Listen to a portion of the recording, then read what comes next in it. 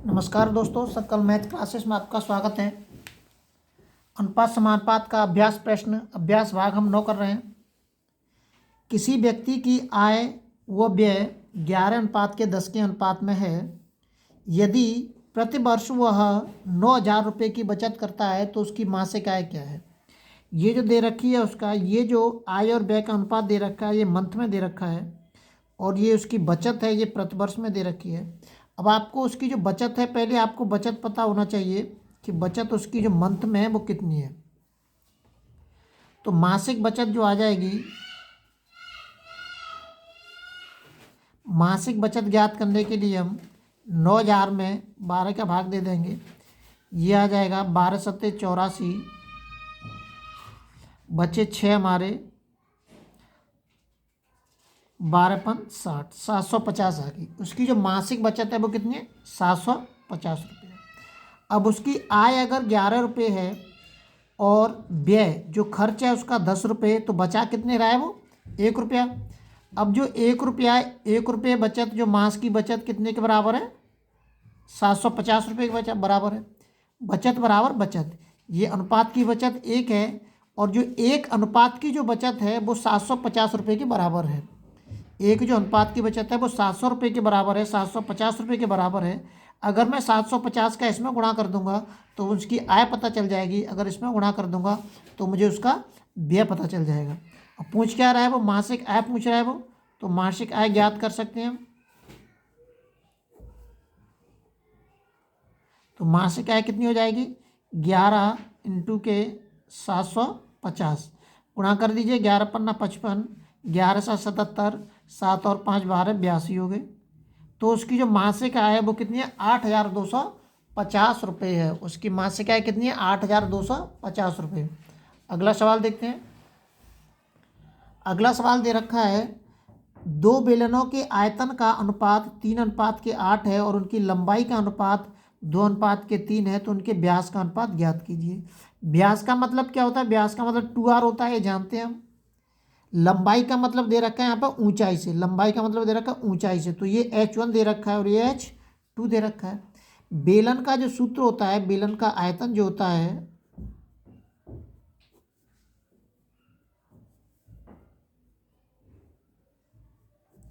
बेलन का आयतन होता है πr²h।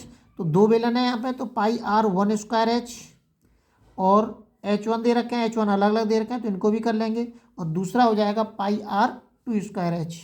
तो दोनों का अनुपात दे रखा है उसमें, दोनों को अनुपात के रूप में लिख देंगे, πr1² अनुपात के πr2² बराबर के जो अनुपात दे रखा है वो दे रखा है 3:8।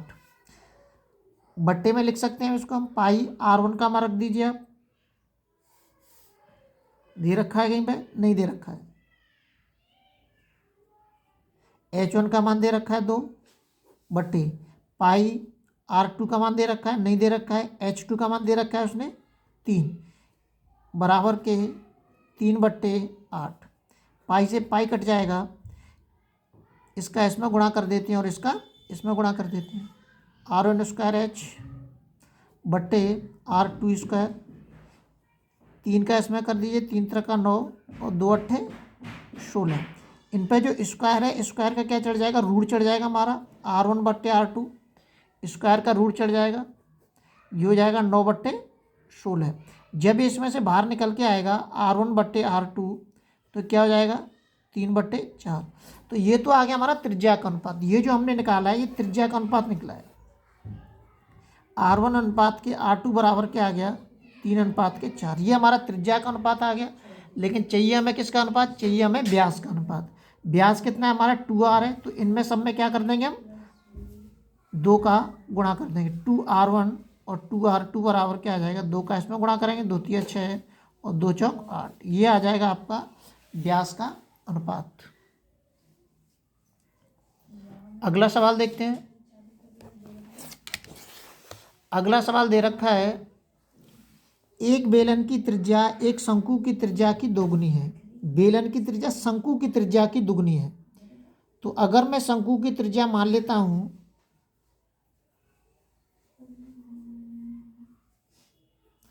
शंकु की त्रिज्या अगर r है तो बेलन की त्रिज्या कितनी होगी हमारी, बेलन की जो त्रिज्या है वो 2r होगी। वो प्रश्न के अंदर ऑटोमेटिकली अपने आप कह रहा है। आगे कह रहा है शंकु की ऊंचाई बेलन से दुगनी है। शंकु की ऊंचाई बेलन से, तो यहाँ पे जो बेलन की जो ऊंचाई दे रखी है, बेलन की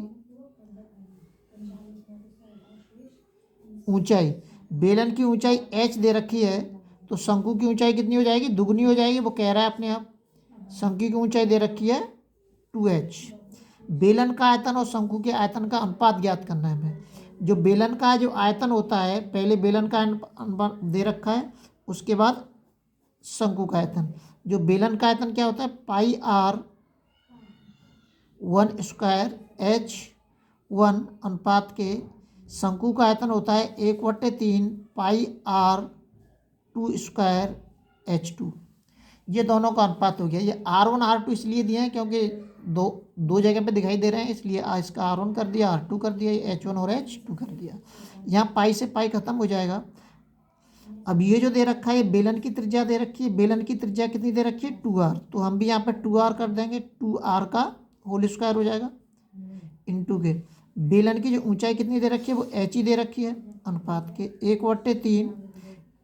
यहाँ पे ये शंकु का अनुपात है, शंकु का सूत्र है। तो शंकु की जो त्रिज्या दे रखी है कितनी दे रखी है, r ही दे रखी है, और शंकु की जो ऊंचाई दे रखी है वो 2h दे रखी है।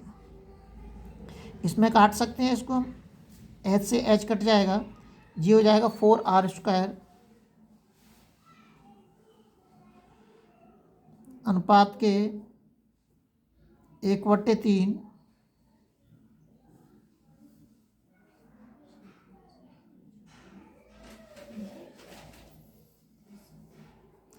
r स्क्वायर से r स्क्वायर खत्म हो जाएगा, 2 एकम 2 और 2 दूनी 4। तो ये जो निकल के आएगा, ये आएगा 2 अनुपात के 1/3।